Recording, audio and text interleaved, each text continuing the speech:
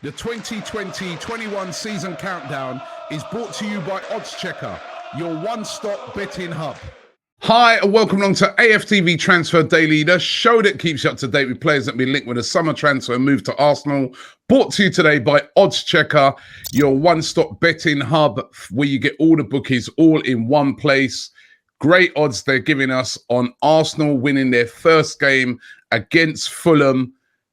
3-0, if we win 3-0, 12-1. Good shout, because we've been on form and we've got a great record against Fulham. 2 days to go. We're counting it down with OddsChecker.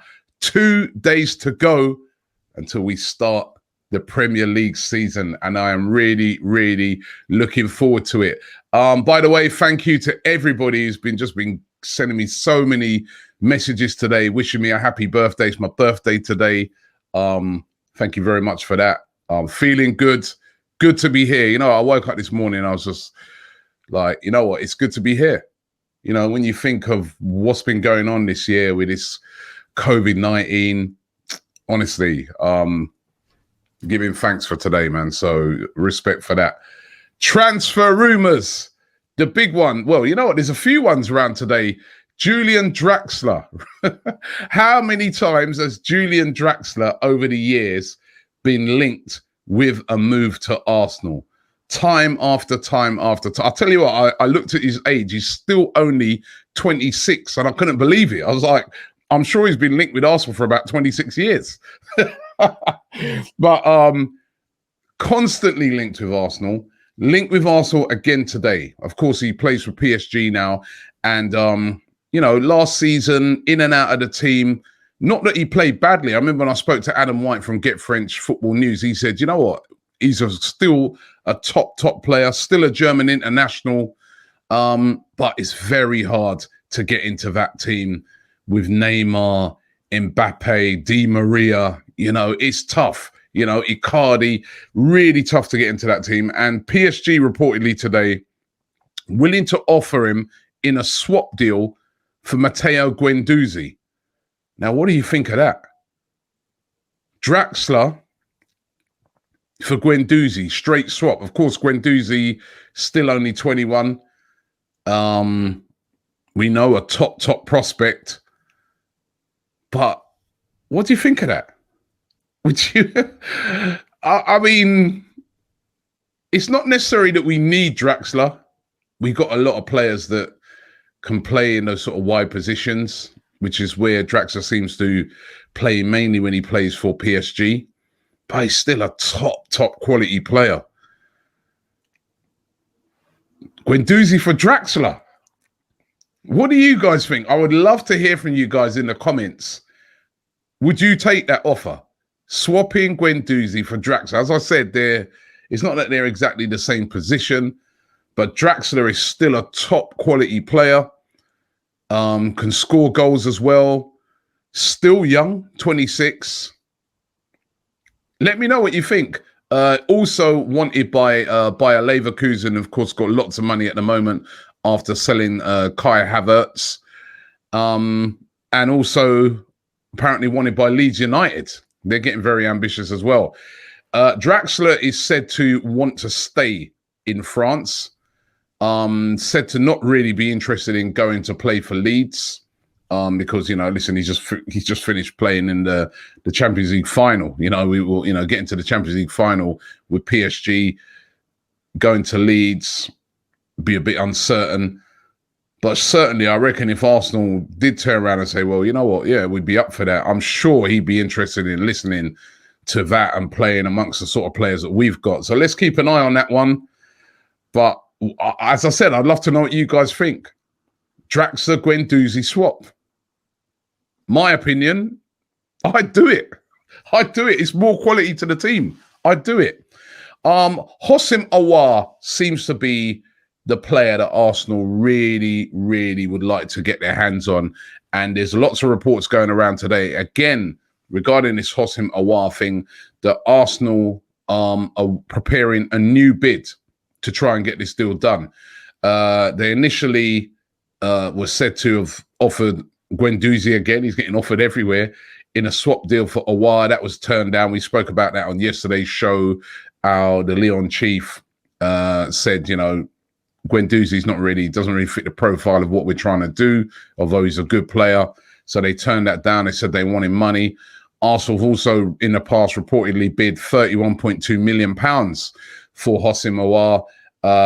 Lyon said to want £55 million, which I don't think they're going to get that in this transfer market. You can already see that those big inflated prices that have been paid over the years, teams are not feeling that right now. You know what I mean? Every team is struggling financially and just not outlaying those mega money. I think last season, pre-coronavirus, pre-COVID, 55 million for a player of Aouar's quality, you would have said yes.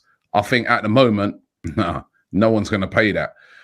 So I think that valuation might come down. Now, how brave are Arsenal going to be? How much are they going to bid for Aouar? Does seem to be one of their top targets.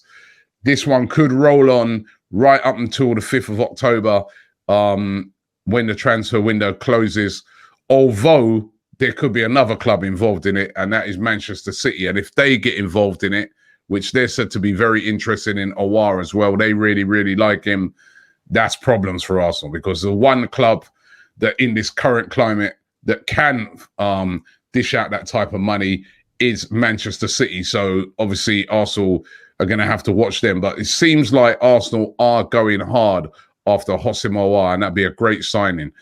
Hector Billery, he's open to so much speculation at the moment. So much speculation. He's been linked with Bayer Leverkusen. He's been linked with PSG. Now he's been linked today with Barcelona. Barcelona is said to be in contact with Edu and have opened discussions over buying Hector Bellerin. Bellerin, of course, was previously, before he came to Arsenal, at Barcelona's academy. Joined Arsenal, I think it was in 2011. Before that, he was at Barcelona's academy. You know, he's Spanish, he's from the area. I'm sure a move to Barcelona would be very tempting, you know, going to play with Messi and Griezmann and, you know, come on, you know, that would be very tempting to any football. And returning home to him, even though London's like his home, but returning back to Spain would be like going back to his true home. Arsenal said to really want to keep Bellerin, but would reluctantly sell him if the valuation is met. Now, depending on where you read it, some places are claiming that Arsenal would take 18 million for Bellerin. Other people are saying right up to 25 million they would take for Bellerin. But Barcelona said to be interested. They'd have to sell Semedo, who's their current right back, to facilitate the move, but they are said to be interested. But certainly the interest just keeps ramping up and up and up on Hector Bellerin. Will he still be an Arsenal player come the end of the transfer window? That is going to be a very interesting thing to see, because there are so many clubs and big clubs that are interested in signing Hector Bellerin. I've said this before. He's a big name out there in the world of football. We know he's just invested in Forest Green Rovers as well. You know, he's a big name, big character. So a lot of clubs interested in him, big brand. So let's see what happens with Hector Bellerin. Another guy that's in demand is Emi Martinez. Reports that he's rejected a new contract from Arsenal. I've spoken about this before, saying that he's only on about £20,000 a week at the moment. Remember, he was really a backup reserve goalkeeper, really has come to prominence since the injury of Leno. His stock has risen massively. You know, a year ago, you'd probably been lucky to get £2 million for him. Now Arsenal are saying, you know, anybody who wants him, we want £20 million for him. We know that Aston Villa have put in 2 bids for him. The second bid, there's some people claiming it's around about 15 million. That still doesn't reach Arsenal's valuation. However, they're said to be offering him a big wage packet to come to Villa, more than what Arsenal are offering Emi Martinez in the contract that they are prepared to give him, according to reports, and he's rejected it. I think we're going to get a big clue on the future of Emi Martinez on Saturday, because, you know, you've got 2 goalkeepers now. Both of them are fit. You know, Leno is fit. rearing to go. Played for Germany the other night. Of course, Martinez is fit. If Leno starts on Saturday, I think that's an indication that probably Arsenal are going to cash in on Martinez. That's just my, listen, this is just my gut feeling on it, because I just feel at the moment he's played so well that he should still be the number one goalkeeper come the game against Fulham. But if they don't start him and they start Leno instead of Martinez, I feel that that's kind of an indication that they're saying to saying to Martinez, yo, you're still number two. Leno's number one. Sign a new deal with us as a number two keeper who will get a lot of games, League Cup, FA Cup, Europa League, some league games, or we'll be prepared to sell you. That's just this is unscientific, but this is my feeling on it, just in my experience of, watching these things over the years. So I think it's going to be very interesting to see who starts that game on Saturday between Martinez and Leno. So we spoke a lot about it as well in the podcast. Make sure you check it out, the All Guns Blazing podcast. Check that out. We had a big row about it, me and DT. But I think that's going to be a big indication on whether Martinez stays or goes. So let's see how that one pans out this week, Saturday. But certainly Villa are hot for him. And he's definitely considering what to do. And you can't blame him. He's been at Arsenal for 10 years. He's 28 now. He's coming to this could be an opportunity for him to go to a club and really establish himself as a first-team player. Although I'd love to see him stay. He's an excellent player.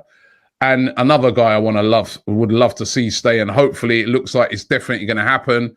We've been talking about it for a long time, but there's lots of speculation flying around that this could be announced. Aubameyang, of course, this could be announced before that game against Fulham. I said on yesterday's show that if that game comes and goes, and it still hasn't been announced, I think it's time to start getting worried, because it'd be like, well, what's the problem here? We've started the season. If this guy has signed, why hasn't it been announced? He's the star player of the team. Surely there's a problem. And then you'll start seeing lots of speculation flying around that, some of it might be unfounded. To get rid of all that, to get a real positive feeling going before the start of the season, before we go into that game against Fulham, putting out an announcement saying that Pierre-Emerick Aubameyang has signed would be absolutely awesome. The talk is that we're going to hear something about it very, very soon, and it will be announced before that game against Fulham. But then I've said these things before. I said the other day it was going to get announced. I said, who knows? I don't know what they're doing down there, man. They just keep people waiting and waiting and waiting. It's my birthday. Give me it as a birthday present, yeah? Aubameyang announced. Give me that as a happy birthday. Aubameyang, if you're listening, please. It's my birthday. A nice present would be you just going like this. I'll see a video and it's just like, that'd be brilliant, right? So let's see. Let's hope and pray that gets done. As I said, it'd be a major boost going into that game against Fulham at the weekend. And talking about that game at Fulham, don't forget to check out, we've done a brilliant preview with a Fulham channel called Fulhamish. We also done the Bias Premier League show at Craven Cottage as well. That's coming out today. Make sure you check that out. Check out our super fan debates. We've been discussing with all the top six teams. Well, I say top six. We've had to call it Big Six because we weren't in the top six last year. Make sure you check out those videos. One of those dropping every day as we count down with Odds Checker to the start of the brand new season. And it'd be great to get Aubameyang in. And if we can get a couple more added to that squad, we can have a bite at that top four. Thanks for watching the show, and we will be back tomorrow. Have yourself a great day. Robbie here from AFTV. We just got to say a big thank you to everybody who follows us across our various channels. Over 1 million followers on YouTube. Don't forget, you can now also catch us on Reddit. We're on Reddit, so get involved with us on Reddit and also on TikTok. Keep it AFTV, baby, right here.